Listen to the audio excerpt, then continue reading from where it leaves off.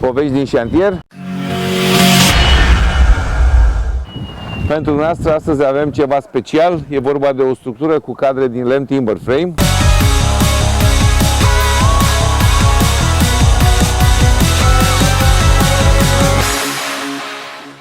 Suntem în șantier și vom asista la montajul structurii de lemn la căsuța care se construiește în spatele meu. În acest scop ne vom întâlni astăzi cu vechiul nostru colaborator. Pentru cine nu-l cunoaște, vi-l prezint, domnul Daniel Perce. Salut, Bună Daniel! ziua și bine ați venit! Bine te-am găsit. Am ieșit din pandemie, am scăpat de restricții, Da, și mergem cu treaba înainte, nu? Da. Ia povestește-mi ce avem noi aici la șantierul tău. Avem o structură simplă din lemn, O căsuță. o căsuță, da? Cât de mare e? Cât Căsuța în sine are vreo 88 de metri la sol. Așa, deci doar nu e foarte mare. căsuța și o prispă încă Am înțeles că ai o fundație de beton. Avem o fundație cu prispa respectivă. Planul casei este puțin retras față de planul betonului. Da. Pleci cu un parter, un pod mansardat, un acoperiș care vine până la nivelul betonului, da? Până la Care nivelul sprijină parterului, pe stâlpii cerdacului Da. și practic o să am o sprijinire perimetrală pe stâlpii cerdacului Da, și o rigidizare sus la coamă în șarpanta de lemn cu niște clești cu nu știu ce. corect. Deci hai să spunem că avem un parter cu mansardă. Parter cu mansardă, da. Fundația este din beton, Da. pe care n-ai turnat-o tu. N-am turnat-o, nu? Așa, dar asta ți-a cauzat.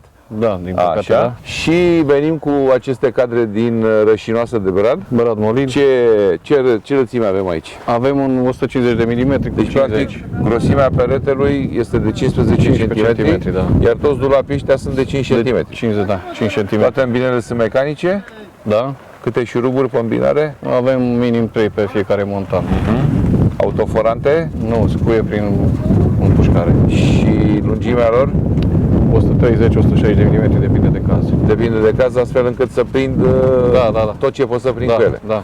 Pe această structură o să avem de rezolvat compartimentările. Deci avem ăștia 15 cm, da? Da. Grosimea peretelui și avem placări la exterior-interior care practic trebuie să ne închidă nouă tot ce înseamnă compartimentarea și protecția față de exterior. Astea din ce sunt făcute? Adevărat. Avem la alegerea beneficiarului panouri din paie presate, Da, de grosime 120 de mm. am înțeles. Ele se îmbină cu lambă și Se uluc, bine, da, nut feather. nut feather Sau lambă și și uluc. pe structura de lemn cu ce le montezi? Pe structura de lemn sunt mai multe variante, o să mergem prin înșurubare. Niște șuruburi speciale de lemn. Deci fixări mecanice. Da, fixare mecanică. Ok. Am rezolvat partea de Partea de interior, care de exterior, fapt partea este de de exterior. exterior, care este o închidere și are și capacitățile termoizolante ale acestui panou din paie presată de Da. grosime 12. 12 cm. Probabil că 12 cm nu este destul. În grosimea structurii de lemn mai ai ceva termoizolație. Mai avem 15 cm de vată minerală. Vată minerală. Salteluțe de astea la 40 de kilograme pe Da, metru pe cub, metru cub, da. astfel încât să am o termoizolație foarte bună. Da. Bariere de vapor ceva? Bariere de vapori, da, bineînțeles, și placare cu gips carton direct pe structura. Spre de- interior. Spre interior, da. Și practic partea asta Adică- de rigidizare, șaiba de rigidizare pe care o știam cu OSB-ul de la structurile de frame metalic, De data asta o facem doar din structură. Avem OSB, o să vedem doar parțial pe colțuri, colțurile de parter unde sunt trebuie să deschideri face o cadre. ranforsare mai mare. Da, și restul sunt contravântuiri date din proiect. Acum, practic, suntem în ziua în care, după ce a fost turnată fundația, s-a întărit, s-a uscat, cam când s-a petrecut povestea asta? Asta s-a petrecut de acum 2 luni. Deci a trecut suficient A de trecut, mult timp da, ca să da, spunem da. că betonul este la maturitate. Nu că ar fi o problemă cu greutatea, dar Nu. vis-a-vis de umezeală, lemn și așa mai departe, Am nu? pus oricum, adică era obligatoriu o membrană care separă peretele nostru din lemn de O rupere a beton. capilarității, Da, o hidroizolație. capilarității. Da, o membrană de bitum. O amorsă, bitum, flacără, Cum 4 mm și acum se face, apa da. nu mai trece. Standard. Așa. Și pe tălpile pe care le vedem acolo urmează să fie amplasate cadrele tale, Da, perete cu perete. pe care tu le-ai făcut. Tu le-ai meșterit le-am cadrele. Nu le-ai dat la altă fabrică. Nu, noi- S-au dus noi fabricile fabrica. de lemne și de astea, nu? Noi. Și văd că societate. ai o culoare interesantă. De ce sunt așa rozarii? Roz bombon. Roz bombon, da. Da. Lemnul a fost impregnat prin imersie, adică scufundat într-o soluție specială Putem să facem puțină publicitate. În ce de soluție? la Titan. Avem un 4F, se cheamă. 4F de la Titan. De la Titan. Poate să fie verde, roșu, cum avem noi, sau incolor. Dar pentru a vedea că Ăștia lemnul a fost săracii lucrează impregnat, pentru daltoniști, adică numai cu verde și roșu. În soluția efectiv se pune un oxid de culoare care Un colorant. un colorant. Deci dacă vrei altă culoare, ții de la transparent și pui toxidul. Nu, de culoare. dacă vrei transparent, nu mai pui culoare și rămâne natură. Nu zic, poți să-ți iei transparent, pui tu un oxid de altă culoare, poate fi albastru, Da. și atunci ți-ai rezolvat Toată soluția este transparentă, decât oxidul face diferența de Oxidul culoare. face diferența. Da, el este transparent ca și material. El practic este un indicator al faptului că lemnul asubt, că este Da, bine și impregnat. că- da, și că- Pentru asta se folosește, Corect. nu pentru că ne-ar ajuta cu ceva culoare, nu? Da, doar să vedem că a fost prelucrat cum trebuie. Așa, deci ai făcut o imersie totală a tuturor elementelor înainte să le montezi. Înainte să le asamblăm, da. Dar cât ai ținut în imersie elementele astea? 2 ore conform fișei tehnice. Și lemnul nu are modificări de volum, de planeitate? Are De... mici modificări, dar se retrag. Adică dacă Adică și-au un după pic de 2 ore? umiditate, se lasă la zvântat 24, 48, 72, depinde când îi vine rândul la montaj Am înțeles. și se retrage și revine la Deci forma trebuie să inițială. lasă și revină Dar la... dacă totuși s-a curbat, că se întâmplă și faptul, se înlocuiește. Se înlocuiește. Nu Da. rindea, nu ciocan, nu Păi picamă. deja este rindeluit, lemnul este pregătit Adică nu înainte mai ai ce să-i faci. Nu, este făcut la gata. Adică avem Pentru că dreptare pe urmă, și rindeluire. nu mai ieși în cote. Nu, dacă vă uitați, dar ele sunt făcute toate la același nivel, la aceeași cotă, toate sunt de aceeași grosime. Deci n-ai avut probleme Adică cu lucrarea este la convoierea milimetru, nu poți să mai rindeluiți, să mai intervii asupra lui. Asta este unul dintre avantajele, dar câteodată poate fi și un dezavantaj la structura asta în cadre, fie că discutăm de cele metalice, fie că discutăm de cele din lemn, pentru că tu practic din fabrică le scoți în cota aia de mare precizie, Da. te duci în șantier, fondația nu e dreaptă sau lucrătorul nu nimerește toate unghiurile și îmbinările respective și orice abatere cu care pornești de jos, poți să ai surprize că până sus ajungi la niște abateri atât de importante că nu mai poți să închizi casa, nu? Mă rog, o închizi până la urmă, dar cu niște eforturi Cu muncă suplimentare. suplimentară, da, și cu stresul aferent. Și atunci, ca să scapi de toate aceste probleme, tu vii cu tot ce înseamnă precizia asta de atelier, de fabrică. Panourile gata da? fabricate, abateri cât se poate de mici, adică foarte, foarte mici, de ordinul, nu știu, 1-2 mm pe panou maxim. Și văd aici că ai ceva panouri, cam câte sunt? Avem 15, cred, în șantier. 15 panouri, 15 panouri, care da. rezultă din configurarea, din Da, funcționalității, de din încălțarea. compartimentare și Da? Cum le-ai adus aici? cu camionul. Cu camionul. Cu camionul. Și posibilități de astea mecanizate, tip Macara? Aici nu, în fabrică, da. În fabrică, da. Au fost încărcate mecanizat aici datorită faptului că spațiul este foarte, nu spațiu, drumul este Drumul de ușor, acces. este greu accesibil, în sensul că e îngust. Și a trebuit să te rezumi ca și la montaj în continuare la forța brațelor. Da. Cam cât atârnă un panou de ăsta? Undeva la 100 de kilograme, să zicem. Deci cu 4 oameni, Da, mai de asta sunt și mai vânjoși mici, așa? adică ele se pot face 6-12 metri ca și lungime maxim, dar la 12 e foarte complicat, hai să zicem 6, dar la 6 metri deja e destul de greu și nu poți să le iei cu tu ai braț. discutat cu arhitectul aceste proceduri de montaj din modul în care urmează să le montezi și să calibrezi dimensiunile? Le-am corelat un pic toată le-am povestea făcut asta. pe parcurs. Inițial au fost proiectate la lungimea casei, după care a trebuit să le împărțim, să le segmentăm. Ca să Ok, ajungem la deci 15 panouri. Înțeleg acum că pe o parte din ele, în zona de colțuri, ne spuneai că ai nevoie de Da. rigidizarea suplimentară. Înainte să le pui pe poziție, faci montajul placajului USB cu care faci acea rigidizare suplimentară pe colțuri. Da, pe Ce tip colțuri, de ca USB folosești? Un USB 3 de 12 mm. E din cauza de buget că s-au scumpit toate acum. Nu neapărat, așa avem un proiect. Așa e din proiect. Da. Nu, că de obicei trebuie să lumea fie este eficient. tentată și de fapt discuția nu este pentru tine că tu respecti Da. proiectul, dar lumea este tentată, hai să punem mai subțire că e mai scump. Nu e varianta corectă sau nu e varianta bună să... Adică ce e în proiect, e în proiect. Da, așa ar trebui Pentru să că fie. de fapt toată partea de rezistență, sau cel puțin în cazul nostru aici, OSB-ul intră în partea de rezistență. Pentru asta Absolut, îl pui da, acolo, nu absolut, pentru da, închidere, nu. nu pentru Da, compartimentare. pentru rezistență. Și atunci dacă scrie 15, pui 15, dacă ai 12, pui 12. Cu prețurile așa pe piață cum stăm acum? Prețurile, da, sunt destul Nu de neapărat sus. pentru casa asta, dar tu toată ziua cumperi materiale și ai văzut dinamica asta. Spre norocul nostru, materialul a fost achiziționat anul trecut, când era ceva mai jos ca preț. L-ai achiziționat, ai fost la am uscat, încercat adică... am încercat. Am mers pe achiziții dinainte, când erau, să zic, accesibil și avem stocuri de materiale pentru Deci, casa practic, în locul. ce vedem acum este la prețul vechi. Da. Dar dacă e să Da. comparăm prețul vechi Probabil cu ce că se întâmplă astăzi, 20% mai mult, dacă nu 40%. eu am auzit și mai mult. Poate că la oraș e mai Hai scump. să fim cuminți, 35% cred că peste. Pe acolo, la lemn, la rășinoasă, da? La lemn, La USB? USB văd că asta n-a din Da, da, decembrie. la un moment dat în decembrie era de 2 ori mai scump decât cu un an în urmă. Da, nu. Pe vara am trecut era de 3 ori și. Pe vară chiar mai scump. Da, și acum este, cred că de 2 ori. S-a mai așezat.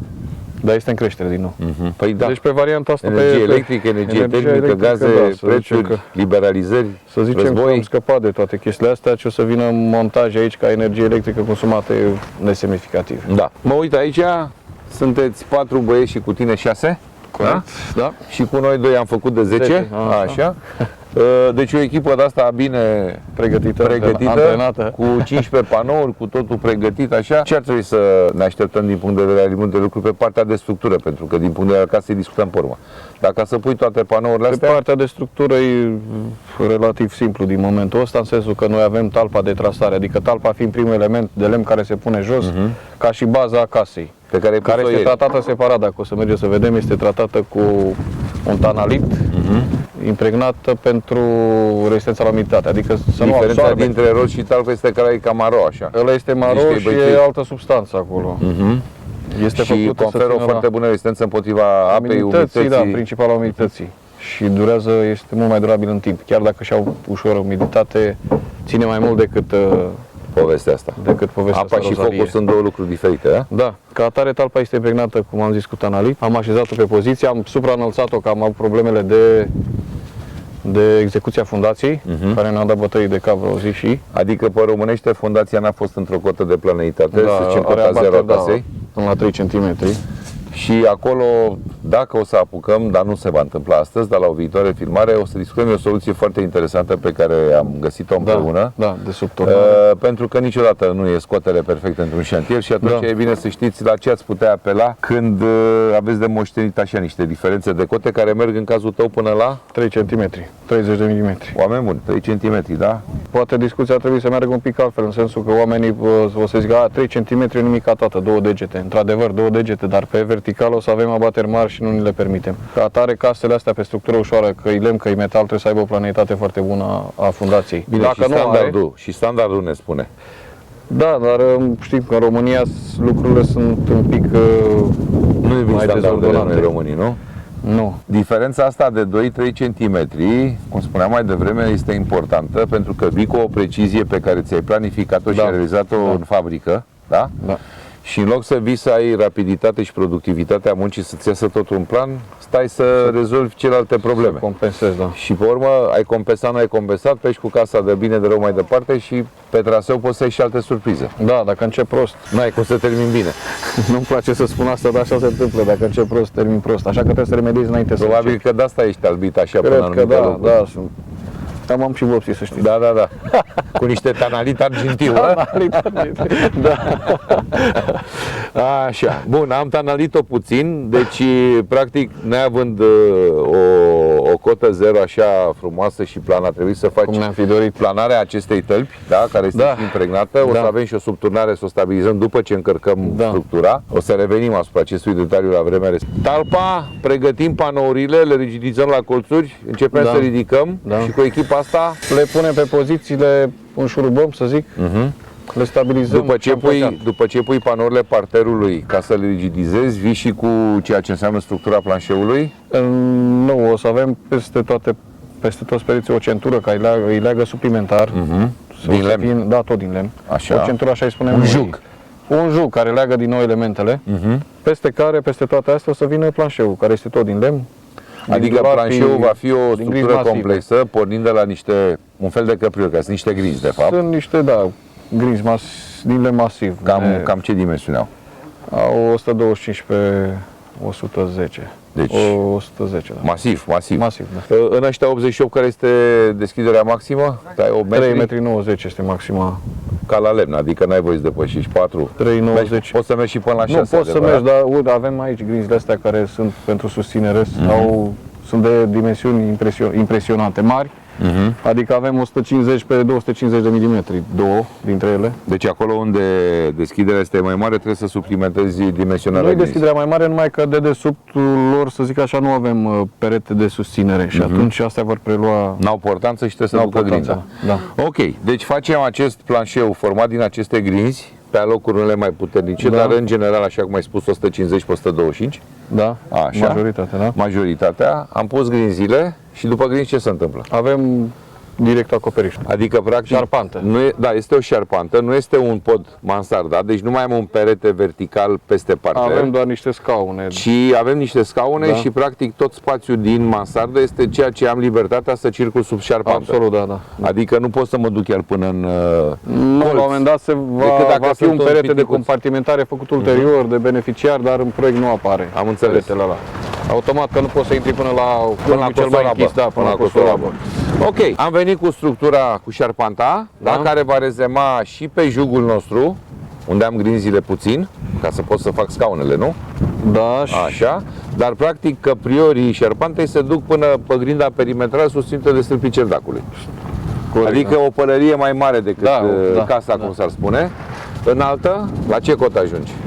3 metri avem de la cota 0 până la înălțimea, Până la planșeu. până la planșeu. Și de la planșeu sub până la planșeu. coamă? Cred că sunt 4 metri 50. 4 nu mai metri. știu Deci în exact. 7 Peste metri 4 50 e toată silueta Da, casei. da, da. Aproximativ. Aproximativ. Și practic tu ți-ai împărțit munca în două etape.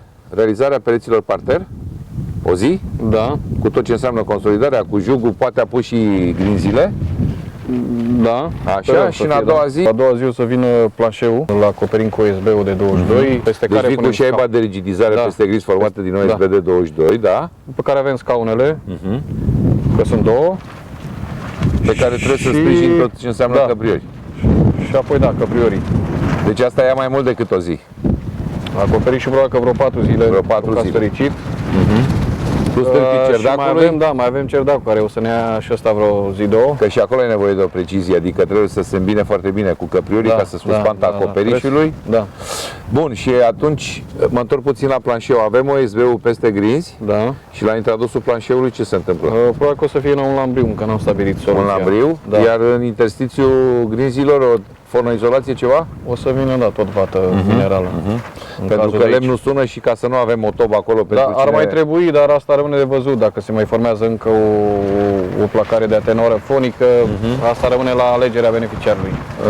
În discuțiile lui cu arhitectul și cu tot ce înseamnă confortul ăsta acustic Da, și... noi strict ne ocupăm de structură și de anveloparea de să zic, închiderea casei pe exterior. Ok. Restul rămâne în grija Hai să beneficiarului. continuăm cu închiderea. Deci am închis structura peste parter, am venit cu șarpanta, Da. am pus căpriorii Da. și spre exterior ce urmează? Astereală? Spre exterior nu, o să avem aceleași panouri, mă rog, puțin diferite, aceleași panouri din paie, Direct pe căpriori. direct pe căpriori, Căpriorii sunt la 60?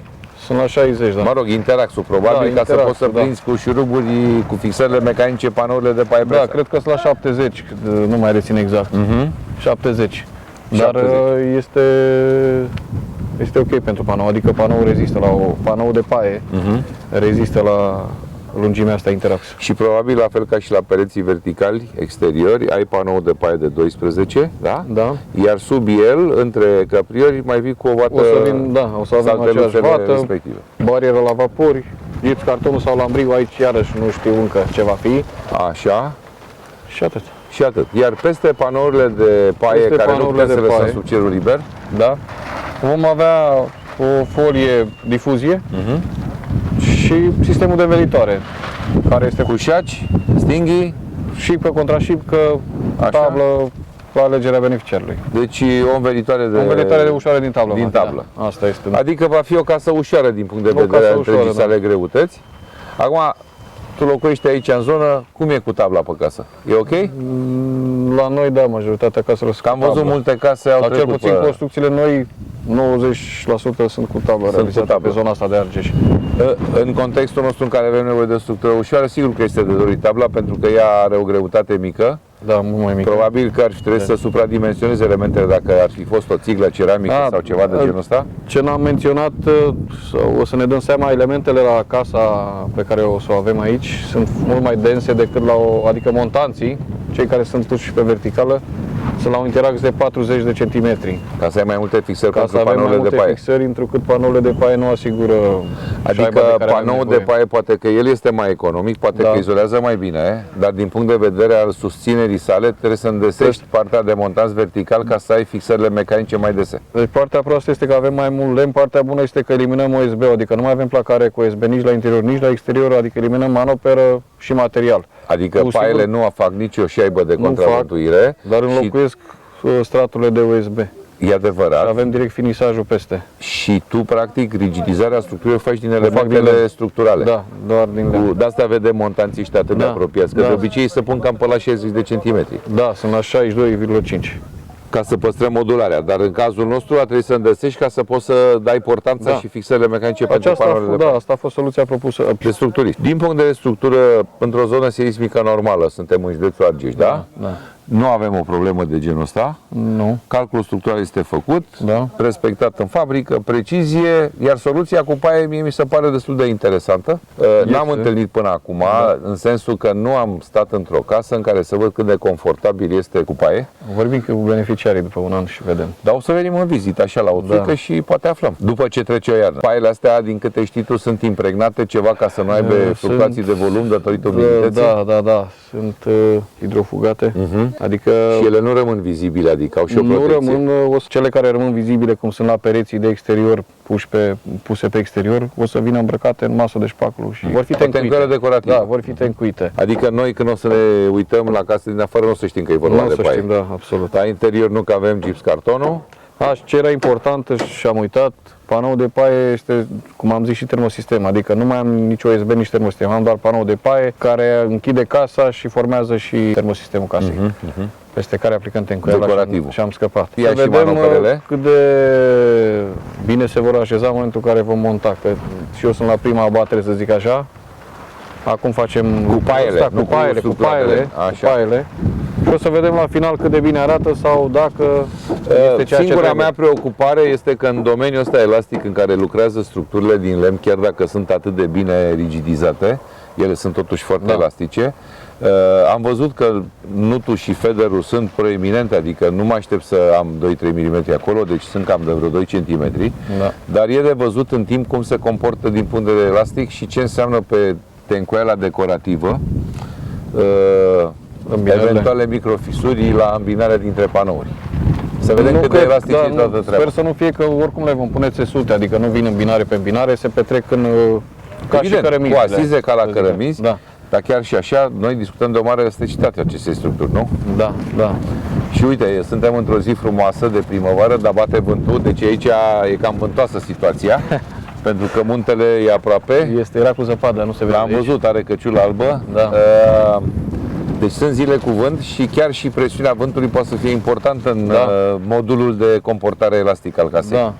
Bun, păi hai să vedem așa ce se întâmplă cu echipa. Să nu te reținem prea Echipa mult, e că bine. tu ești integrat în cadrul echipei și trebuie să fii acolo. Da, nu avem câți oameni astăzi. Cum era vorba aia, atâta s-a putut. Hai să vedem ce s-a putut.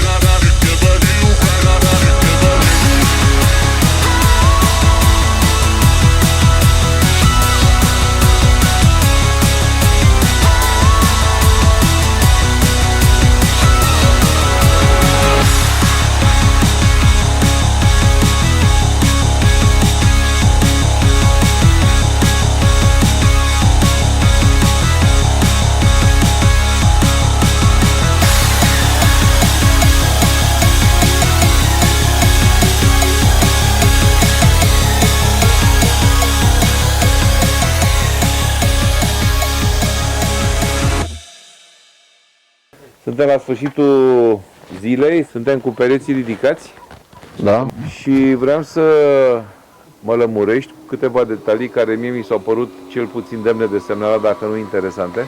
Și în primul rând despre aceste contrafișe. Pentru că nu le întâlnesc în casele de lemn, nu le-am văzut până acum. Da. Pe toată distanța, chertate cu precizie. După cum am zis, avem structura ceva mai deasă decât în mod normal. Adică în loc de 60, Avem 40 de centimetri interax, iar aceste contravântuiri sunt puse datorită faptului că nu avem șaiba de USB. rolul USB, Din rolul USB-ului. utilizare este preluat de aceste diagonale care sunt una pe o parte, una pe Una pe cealaltă, da, și vin la față. Perfect. contravântuirea vin da, Adică vine toate la față. panourile pe care le pui fără niciun fel de altă Da. structură pe asta. Deci ăsta ar fi, să spunem, un detaliu de finețe și cu cote bine rezolvate din mașinile, tehnologia pe care o ai. Da. Văd că tu ai venit aici acum niște contravântuiri care sunt în plan la treime. Da, da, de fapt două, Da, prin văd care la eliminăm de flambajul montanților, adică ăștia trebuie să meargă dintr-un capăt în cel. Aici mai trebuie să adăugat elemente, dar încă nu spuse, o să le punem. Dar important este că am reușit să calăm structura pe poziție, Da, că suntem cu nivela ok, da? Nu avem abateri dimensionale și sigur că restul accesoriilor urmează să se întâmple cum ai spus că și acolo. Iar Da. un accesoriu interesant mi se pare aici, în zona ușii, văd că structura este dublată de un fel de un montant sau de un scaun, putem să-i spunem. Sus avem boiandrugul de 300 pe care va sta o grindă care susține peretele de deasupra. Cea de-a doua grindă. Cea de-a doua grindă care, da, e mult mai mare. Diametru coșului de fund și trece în partea cealaltă. Da, peste care o să avem doi pereți de compartimentare de sus. Mai avem placarea cu USB care e făcută doar pe colțuri, după cum bine vedem. Da? În trecut aici n-am putut pune contravântuiri oblice, cum vedem la pereții mari. Am fost obligați să Pentru că am un punem, spațiu foarte mic. da, să punem USB-ul, dar USB-ul este înglobat în panou, adică este la fel ca și contrafisa la fața zidului. Reului și ai adus USB-ul în planul structurii. Da, Ok. asta a fost soluția Și propusă. atunci, cu aceste rigidizări pe colțuri, practic noi am stabilizat toată structura. Da, Iar pe zona acestor pereți mediani, da, să le spunem da, așa, avem contravântuirea aceste oblică. contravântuiri de la un capăt la altul, de sus din colț până jos în colț, nu? Da. Cum se făcea pe vremuri, de fapt, dacă ne uităm la casele foarte vechi și la fânare, o să vedem că întâlnim aceste contravântuiri, dar mult mai dese puse în X. Și Sigur cu lemne ați mult văzut. mai groase, pentru că la Și vremea cu lemne, respectivă da. nu făceau calcul dimensional. Da, era Erau oamenii la ochi. corect. Foarte interesant aceste detalii din punct de vedere al privitorilor sau celor care consumă acest gest de construcții, pentru că sunt rar întâlnite, nu toți meseriașii o fac, nu neapărat de economia unui consum de materiale, dar din lipsa tehnologiei. De Pentru lipsa că tehnologiei, da. n-ai cum să faci toată această precizie într-un atelier, cum spunem noi, pe genunchi. Da, Da? nu se poate. Un rol foarte important îl are și proiectarea, adică aici tot ce vedem a fost proiectat bine. Tu, practic, ai fost Minuțios tehnologul și dinainte, producătorul, da. ai primit proiectul, l-ai executat cum este, dar Da. spre bucuria ta a fost un proiect mișto. Da, mulțumim pe această cale arhitecților care ne-au ajutat Practic, casa de acum începe. ca să dea cum Deci ai începe. făcut până acum o zi de muncă, nu-i nimic, dar Da. restul urmează să vină. Sperăm să decurgă la fel de ușor. Daniel, îți mulțumesc Și eu că mulțumesc. ne-ai vizitat din nou la Povești din Șantier. Venim și mai arătăm câteva din secretele meseriei tale, să înțeleagă lumea că lemnul este un material deosebit, e foarte Da. ușor de lucrat dacă ai cu ce și Dacă ai cu ce, da. știința și libăcia. Da, da, da. Țineți aproape, pentru că la Povești din Șantier puteți afla lucruri noi, interesante și care vă pot fi utile dacă vă hotărâți să investiți în casa dumneavoastră. La revedere!